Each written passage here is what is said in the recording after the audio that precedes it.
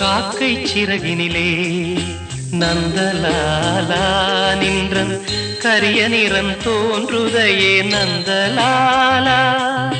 காக்கை சிறகினிலே நந்தலாலா நின்றன் கரிய நிறம் தோன்றுதையே நந்தலாலா.